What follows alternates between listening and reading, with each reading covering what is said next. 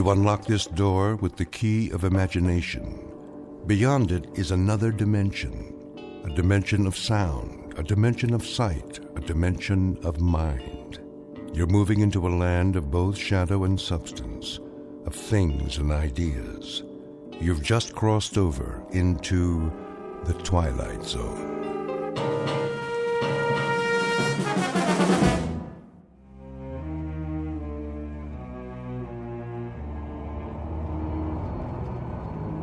Why are you driving so slowly, Miller? Sorry, sir. The traffic is unusually heavy today. I can see that, but can't you speed it up a bit? I wish I could, Mr. Gordon.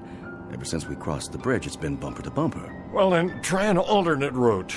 This is the alternate route, sir, but it doesn't look very promising. Oh, I'm going to be late. She doesn't like it when I'm late. No, sir. I better call home. A capital idea.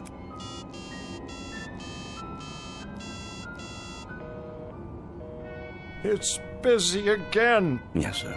There's something wrong with this phone. The batteries are going haywire. Would you like to try mine, sir? Yes. Pass it back to me. I'll dial if you like. What number? You know the number. My apartment, of course. I'll give it here. Very good, sir.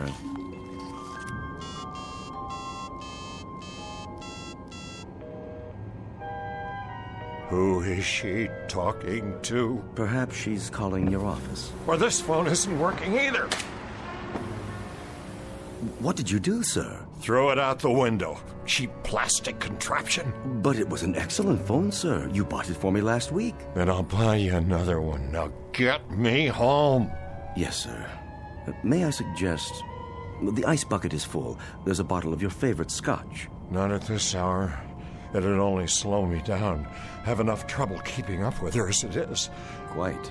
Oh, Flora, please don't be cross with me tonight. I'll be home, dearest, I swear to you, just as soon as I can.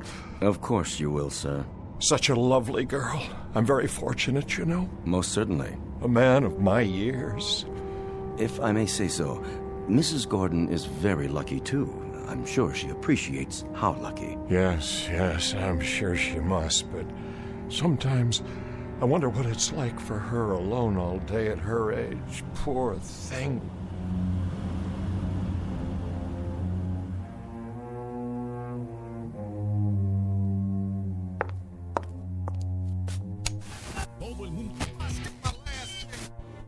Another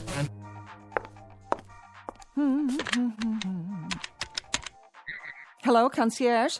Yeah, this is Mrs. Gordon. Could you send up some chili cheese fries and a Coke? I'm starving. Just put it on the tab. Don't worry, Harmon will pay you. See, we were going out to dinner, but now I don't know if he's ever going to get here.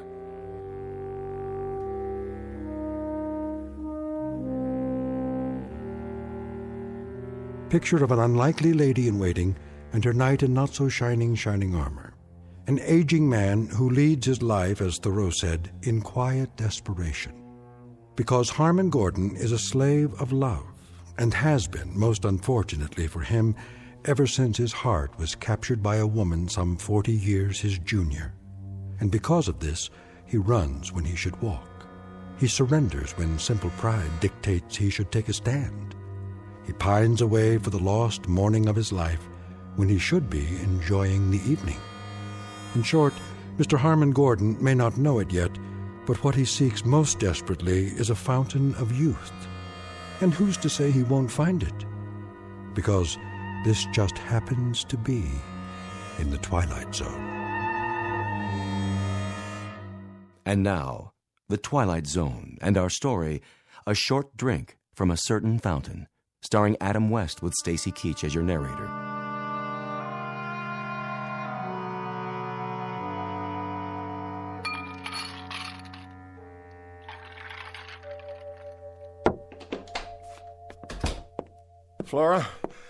Flora, dear. Over here, Romeo. Oh, there you are, darling. What happened to you? Please accept my apologies. The traffic was backed up all the way from the office. How come I'm not surprised? You'd be late for your own funeral. And what did you do today? Go shopping again? Oh, I had a ball, an absolute swinging time. I only ask in passing, my dear, because I'm concerned. Oh, let's see. I had breakfast, and then I had lunch, and then I fired that stupid maid, and then I waited for you. Whether you realize it or not, big boy, that routine gets old fast. Very old. I'm truly sorry. Well, all in all, Harmon, it was one of those days that makes you want to jump off a bridge. Earth to Harmon, do you read me? There's still time if you care to go out. Yeah, and do what? Dinner at the tavern? Whoop-de-doo. I thought you liked the food there. How about the Rainbow Room? Well, I suppose if you prefer. It is awfully noisy there. At least we could hear some music. You want music? But I've bought you all the latest recordings. I want live music, any kind. I don't care, as long as I can dance. Dance? Matter of fact, I feel like dancing right now. You do? Will you dance with me, Harmon? Well, I suppose. Come on, baby. Let's see what you've got. Let me take off my hat and coat. Oh, come on. Loosen up. Let it move you. Feel that beat? I'm trying, dear. Move it, Harmon. I'm doing my best. What's wrong with you? I can't keep up. Shake your booty. Now move your arms like this. Flora, please be more careful. It was just a piece of glass. It was a very old piece of glass. Worth what, 89 cents? Hardly. This was a wedge wood. Big deal. I'll buy you 6 more just like it. I'll even have the concierge gift wrap them for our anniversary. Then we can sit around and play old records. Sounds like a hot night to me. What's that tune you like? Come to the church in the wildwood? Oh, a real toe tapper. You keep forgetting that I'm no longer a varsity end. Were you ever? Furthermore, if my doctor had witnessed that little burst of activity just now... Oh, that's always your excuse. It's not an excuse. My heart... If you keep telling me about your heart and all your aches and pains, Harmon, I'm gonna run out and get sick. Would you mind putting that cigarette out, dear? I've asked you not to smoke. Why not? Bad for your heart? You might start a serious fire. Honey, baby, one of these fine late evenings, that's exactly what I'm gonna do. Torch this whole mausoleum. There are things here that mean a great deal to me. Like what? That eyesore I knocked over? It was my mother's. Oh, spare me. It was worth very little except for the sentimental value. That's a word you may not understand, Flora. Sentiment.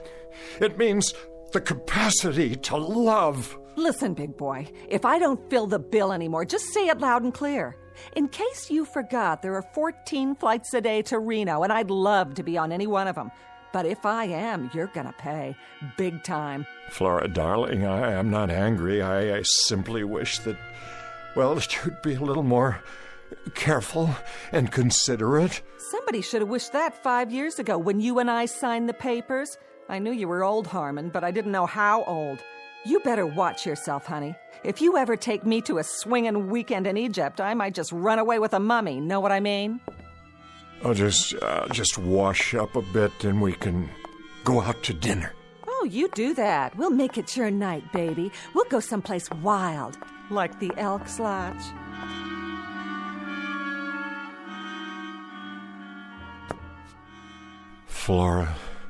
Flora, darling, what's happened to us?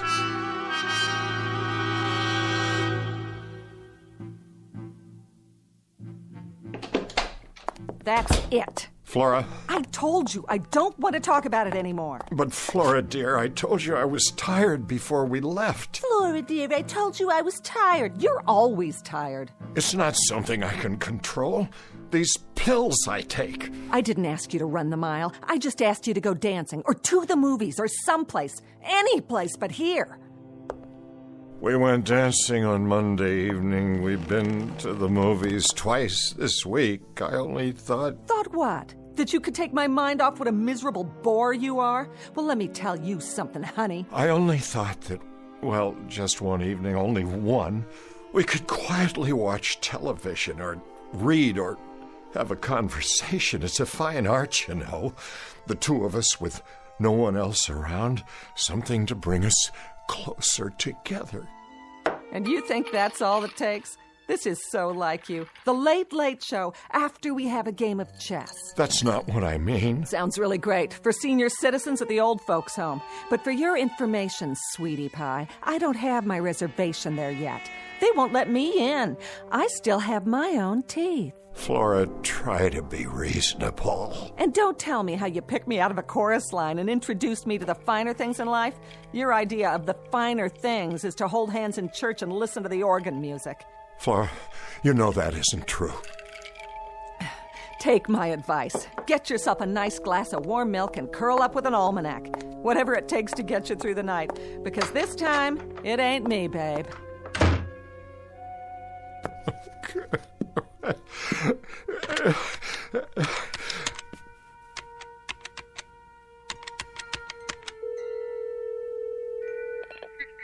Forgive me. I know it's late, but is Dr. Gordon still in the lab? He is? May I speak to him, please? This is his brother calling. Yes, I'll wait.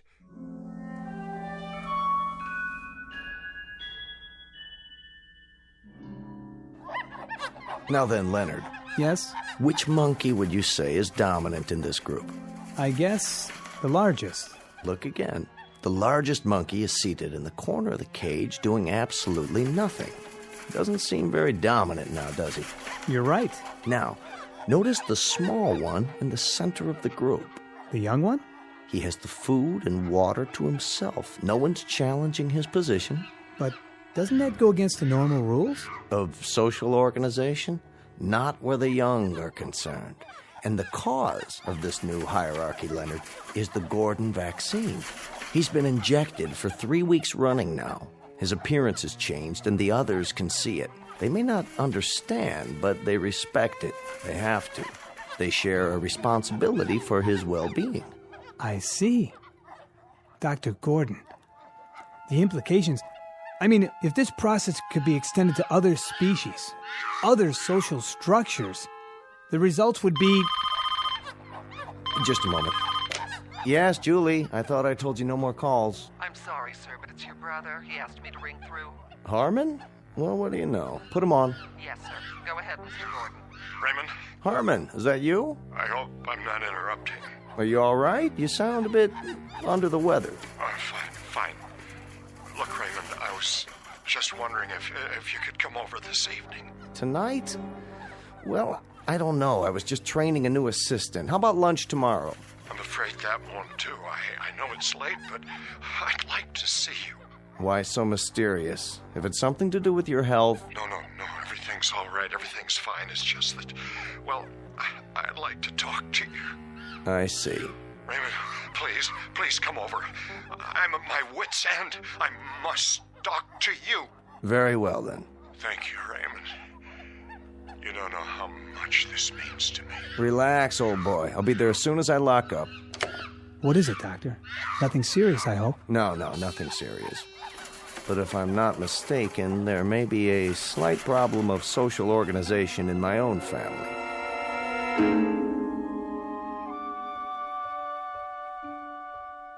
Drink all right? Perfect. Good. That's good. You look tired, Harmon. Do I? Yes, Harmon, tired and depressed. Now, do you want to tell me about it, or shall we sit here and play 20 questions for the rest of the evening? Been pretty rushed the last week or so. Flora asleep? Yes, she went to bed about an hour ago. She asked to be remembered. Oh, she'll be remembered. I'm not sure I like the sound of that. Merely an observation. You know, you really ought to get to know her better, Raymond. She's really a fine girl. Did I say otherwise, Harmon? No, but I know you two haven't been exactly close, as a brother and sister-in-law should be. Harmon, would you do me a favor? Anything. 2 favors, actually. First of all, don't sell me on Flora. Don't even try. You know what I think of her. And this isn't backbiting now. This is what I've told her to her face, so I have no compunctions about saying it aloud. Saying what? Let me finish. I could forgive her appetites, Harmon. I could forgive the fact that she's made out of asbestos and doesn't have a heart in her body. You're being unfair. But I cannot forgive her for what she's done to you. She's turned you into a frightened, quaking, damned fool who dotes on her, gives into her whims, and runs after her like a poodle. That's item 1. Raymond, please. My second favor is simply that from now on, after you've had your battles, you not call me at odd hours of the night. I don't do this often. Once is often. Twice is endless. Harmon, we're very close as brothers go, don't you think so? Yes, despite the difference in our ages. Maybe that's why. You've always been my big brother, and you know there isn't anything in this world that I wouldn't do for you if it's in my power. But you can't expect me to run over here like a St. Bernard every time you get frozen halfway up the mountain. You make me ashamed. Don't be. She's a predatory little alley cat, and she's always been that way. I knew it the first time I saw her, but I can give you only so much solace, so much sympathy, and then it begins to stick in my craw. Now, what is it you want tonight? Just someone to while away the hours with you? Or is there something more specific? The things you've been working on at the Institute. Go on. The cellular injections, you've been successful with them, haven't you? Oh, no. You're out of your mind. Desperate I am. Out of my mind, I'm assuredly not. But you must be if you're thinking... You've made animals younger. I've read your paper. You've injected them with your fluid, and they've become young again. Isn't that true? Animals, indeed. Guinea pigs, white mice, hamsters. You've been able to rejuvenate glands, organs, sometimes the entire cellular structure. But we haven't even scratched the surface yet, Harmon. We're stumbling along in the dark. I want you to inject me. And I repeat, you must be out of your mind. We don't have a remote idea of what's involved here. The research is very impressive. All right, we've managed to rejuvenate a handful of small animals and rodents, but we're 20 years away from trying this on human beings. Why? Are you serious? We're dealing in the basic building blocks of life, Harmon. We don't have the remotest idea of how much damage might result in the long term. We don't know what we're doing to the basic metabolism of the body or the mind. God only knows what effect this has on the brain. Harmon, we're winging this, and we've killed as many as we've saved. You said you'd do anything for me. Anything within reason. This is within reason. I'm close to the end of my rope, Raymond. I've reached a point where it really matters very little to me if I live or die. Surely not. I want you to test this serum on me. Short of that, I can't bear getting any older. Aside from this pronounced death wish of yours, how would you like to spend the rest of your life? As a mutated freak? Or a blithering idiot? Or a mindless shell? This is not only possible, Harmon, it's highly probable. We couldn't control an experiment with a human being. It'd be catch as catch can. I not only would take the risk, I'd welcome it. The answer is no. You don't know what you're saying? Nor do you. Then it's the same as a death sentence. Exactly right. I wouldn't try experimenting on a strange bum picked up off the street, let alone my own brother. Please? The answer is a firm, irrevocable no. In that case, I bid you good night, Raymond, and I thank you for coming. I trust you can let yourself out. Where are you going? Out onto the balcony. I'd like to be alone. Harmon? I said I'd like to be alone. To collect my thoughts. Bear this in mind. As a physician, I can attest to the effects on the human body of landing on a concrete sidewalk after a 500-foot fall. It isn't pretty. And as a man, can you attest to the effects on the human heart when a man is deeply, dedicatedly, totally in love with a woman who can't stand the sight of him, the sound of him, the look of him? Have you any idea what kind of life this is for me? I know what kind of life it could be, and should be. You're a bright, charming, wealthy, discerning guy, and you've been warped and hammered out of shape by a flashy little piece of baggage who isn't fit to wait on your table. Whatever she is, and whatever she isn't, She's the only thing on God's earth that I care about. Do you know what it's like to believe your life is over and then suddenly, one day, to walk into a room and feel it begin all over again, to see the sun in the sky, even though it's the dead of winter, to lie awake at night flushed with anticipation for a brand new day, because she will be there. Don't do this to yourself. Listen to me. This is important. It matters. Ever since I was a young man, I wished for someone who'd let me show her the world, discover it with me. Because without anyone to share it with, the world might as well be buried under 6 feet of snow. Someone who'd be there, Ray, that's all. I wouldn't ask much in return, a kind word once in a while. She still has a love of life, believe me. Only I can no longer share it with her because I'm old now, and getting older, the days run away and leave me further and further behind. And now it's too late. I beg of you, Ray, if you've ever cared for me, your brother, give me this one last chance. Give me a chance to save myself. And if I don't? Then you can conduct one final experiment. We'll find out who can reach the sidewalk first, a man in an elevator or a free-falling body. Oh, my dear God. You're serious. Good night, Raymond. I'm getting tired now. Let me think about this. Give me an hour or two. Will you be up? Are you coming back? I have to think first. Tell me you'll wait to hear from me. Give me your word. All right. But don't be long. Soon now, I'll need to rest.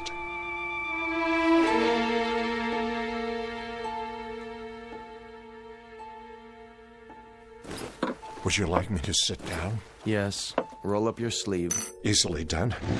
I want to thank you for coming back. Don't thank me yet. I have to swab your arm. You'll feel a slight sting. There. That's it? That's it. All of it? It doesn't take much. A few cc's. And I may expect what? You may expect a miracle, but it's unlikely you'll get it. I want you to go to bed. Don't go to work tomorrow. Tell Flora you're taking the day off. I'll be back first thing in the morning. I'm keeping a very close check on you for the next few days. And when might I expect some change? Usually within 6 hours. That's when the first physical changes occur. As to mental changes, none of the rats or guinea pigs have articulated to us the exact feeling. I'll be the first. You'll be the first. Making the assumption, of course, that you'll be alive. Oh, I'll be alive, all right. Do you want to know something? I shall not only survive, I'm going to become young again. I feel it. I sense it. I wonder if she has any idea what she's wrought. Even the thinnest suspicion. Don't blame her. It was my decision. I make a promise to you, brother, that if you don't survive, or if you're damaged in any way, I'm going to take it out of her skin, piece by piece. She's going to donate a pint of blood for everyone she's bled out of you. This is no medical hypothesis, it's an oath. Relax, will you? I'm fine. Go to bed now, Harmon. I'll see you in the morning.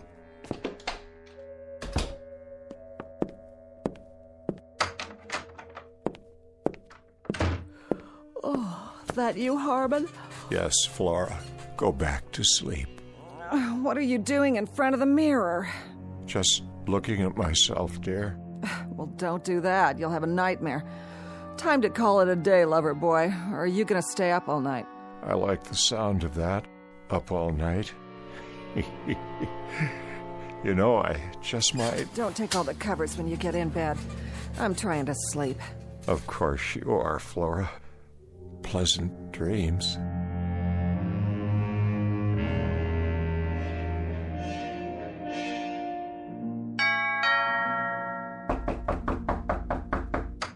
I'm coming. Morning, Flora. Why, if it isn't the quack himself? What do you want? Where's Harmon? He was last seen pounding a pillow. Some fun if you ask me. Is he all right? What is this, ESP or something? I asked you a question. How is he? He's okay. Boring, but okay. I want to see him. Then walk right in that room over there and blow a bugle. Maybe that'll get him going. He needs his sleep. I'll wait for him to get up. You do that. Take off your stethoscope and make yourself at home. You haven't talked to him this morning? I haven't talked to anyone. Not until you started pounding on the door. Do you know what time it is? What about last night? Did you talk to him last night? What difference does it make? He never has more than 2 words to say. But he sounded lucid to you? Look, Pally, I'm not the night nurse. I think you're in the wrong ward. Besides that, you bore me almost as much as Harmon. Now listen to me, you little... Get your hands off of me, Frankenstein. Harmon, how do you feel? I'm not sure. Harmon, how do you feel? Poor little... Harmon? Is that you? Harmon, take your hands away from your face. Let's open the curtains and throw some light on the subject. Your face? What's wrong with it? Look at your reflection in the window glass. Oh, well, what do you know? Incredible what a good night's sleep will do for a man, isn't it? Absolutely incredible. Harmon, what's happened to you? To the bags under your eyes, the lines. Are you wearing makeup or something? Makeup? No makeup, my dear. Just a few hours of sound, refreshing sleep. You look different. Do I? You look wonderful. You look so young. What have you done to yourself? Ask my brother over there. Don't ask his brother. His brother doesn't know. How do you feel, Harmon? How do I feel? Like $10 million, tax-free. That's how I feel. You know what I'm going to do for you, Ray? I'm going to let you take me on a tour. They can write you up in all the medical journals. That won't be necessary. But first, you'll have to give me 4 weeks. Flora and I are going to take a little ocean trip. Would you like that, my dear? Oh, an ocean trip? Oh, you bunny rabbit, you. Oh, Harmon. Darling, when do we go? I've given it some thought. I think we ought to check out whatever sails tonight. Unless you'd rather fly.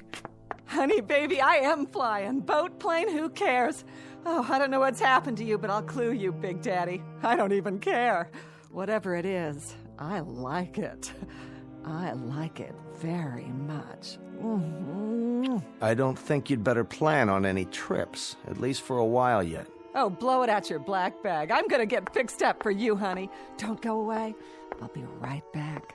Where do you want to go? Australia, Fiji, the Hawaiian Islands? Where? You name it, honey, and I'm there. I'm serious, Harmon. You can't go running off. Not now. Just look at it. My reflection in the glass. Please, sit down. No, wait. What?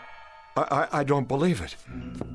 I'm still changing. My hair is black again, jet black. And what's this? A little mustache, and it's black, too. I want Flora to see it. Not just yet. But this is astounding. I haven't worn a mustache since you were 30 years old, which is precisely the age you look now, at least at this moment. This is fantastic. This is absolutely fantastic. I'm getting younger, every 20 minutes? When I woke up this morning, I looked 45. Now I look 30. If I keep going at this rate, I may get drafted again. That is... what's the matter? Don't you get it? That's just it. I do. If you keep going at this rate, I think we're in deep trouble. Raymond, this is beyond conception. You can't imagine what it's like. I feel light all over. I can breathe again. No fatigue, no heavy, dull tiredness. I feel as if I've been lugging a case of concrete on my back and somebody just cut it away. Let me see your face. I don't know whether you realize this or not, but you've just altered not only my face, but the face of mankind. You've written a whole new chapter in medical history. I said, show me your face. Where's my mustache? What's going on? I wish I knew. But more than that, I wish I knew when it would stop. Or if it will. Why don't I make us some coffee now and we can... Harmon, you've changed again. I know. I'm even younger. Oh, what's going on? What is going on here? Raymond, it's starting again. I feel it. I feel it happening inside. I still feel it. You'd better get back to bed. Yes, I think I will. I think I'll go back to bed now. Harmon, I want you to tell me what's going on. I don't like it. I don't like it one bit. Let me go, please. What's happening to you? Your robe, it's too big. Why, Harmon? Take your hands away from your face. You've got to tell me what... No, Flora. Oh, no! Let him alone, Flora. Let him have some privacy.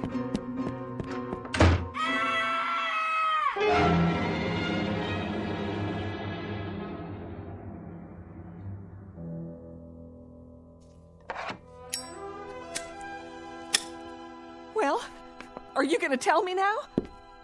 Sit down, Flora. What is it? What's happened? I've been working on a research project. What kind of project? A cellular serum. Up until last night, I had only tested it on animals. Harmon insisted I try it on him. What does it do? As far as I can tell, it stops the body's aging process. Beyond that, it will, in some cases, rejuvenate cells and tissues. In layman's terms, it might make a person younger. Younger? Let me have one of those cigarettes, will you? How much younger? We were never able to ascertain how much once the serum took effect or how long the process would take. But now, I believe we know. I don't understand. I suppose there are variables to consider, but in the case of Harmon, the process took approximately 10 hours.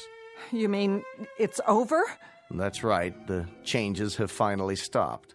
I want to see him. You shall, but you're not to wake him. He's in shock, and this sleep is precisely what he needs. I want to see him right now. Do you? Suddenly so solicitous. Very touching. Don't you try to stop me. Flora, as of right now, as of this very moment, you'll have some adjustments to make. What are you talking about? I want to see Harmon. From this point onward, you'll have to readjust your entire life.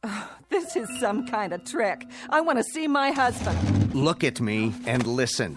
Let me go. Harmon is sleeping, but when he wakes up, he's going to need your help. Help? What kind of help? Let me see him. I'll let you see him, but I think you'd best get oriented first. I don't need anything from you.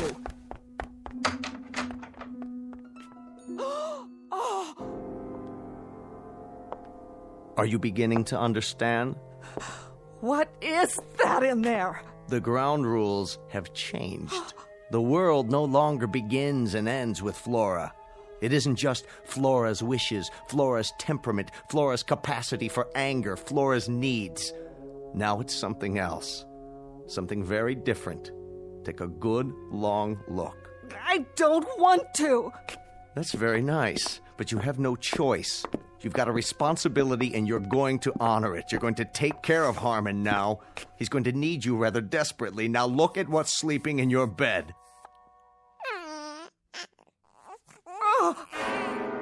There, little fellow. Go back to sleep.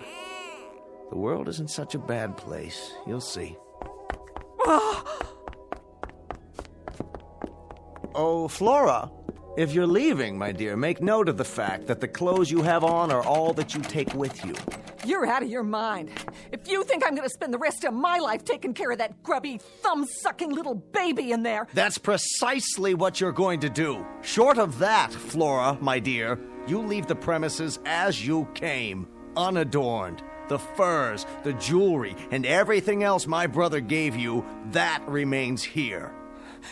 You can't make me stay here, and neither can he. There's other fish in this ocean, mister. Indeed there are, but you're not married to them. You happen to be married to my brother. That's crazy. Not crazy, Flora. Bizarre, perhaps, but very much a fact. And if I find out that he's left alone with maids, governesses, nurses, you're going to find yourself back on the chorus line. What? Do you understand, Flora? He's to get attention now, the attention he deserves. I don't mean intermittent, sporadic moments between nightclubs and beauty parlors. I mean morning till night. Won't he grow? Yes. As of right now, he will grow. A little bit older each day, just as any little boy. It isn't fair. Isn't it? The two poles of life where respect is most needed, but it's the second one that's often shortchanged. You'll experience the process together. He'll be growing older, and so will you, until you're both truly old. A little poetic justice, don't you think? That now you should finally have to drink from the same cup, that you should have to watch his youth encroach on your age, and the most anguished part of it, and the most illogical, is that youth always defeats age and then despises it for losing, never realizing, my dear, never giving it a thought, that when tomorrow comes, there's always someone younger just outside the door, waiting to come in, forever waiting to come in. But everything's on his side now. You see, my dear, as one gets older, see how wise they get.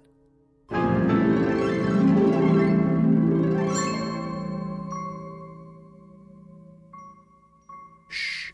Harmon Gordon is sleeping. He's taking a little nap.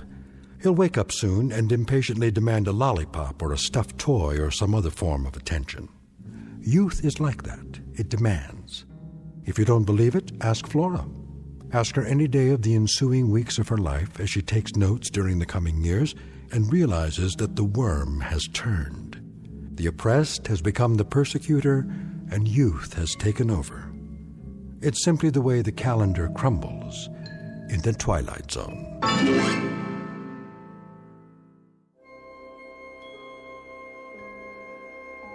Hi, this is Carl Amari, producer of the Twilight Zone radio dramas. I'd like to take a moment to tell you about our official website at twilightzoneradio.com, where you'll get the latest news and information on these Twilight Zone radio dramas. Plus, at twilightzoneradio.com, you can digitally download 3 free episodes or any of our episodes for only $1.95 each. In this age of ever-changing technology, we've decided to make these episodes instantly available to you by making the Twilight Zone radio dramas a digital download-only series. This means that this series will no longer be offered on CD. The CD collections at our website are now being offered while supplies last at buy one, get one free. So be sure to get your favorites before they're sold out. Be sure to visit us often, and I'll see you in the zone.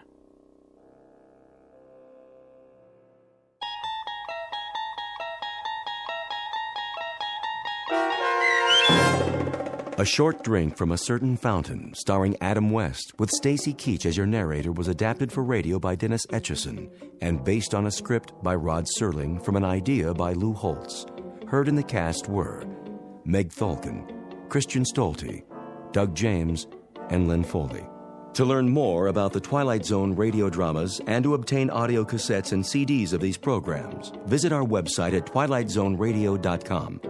This copyrighted radio series is produced and directed by Carl Amari and Roger Wolski for Falcon Picture Group. Doug James speaking.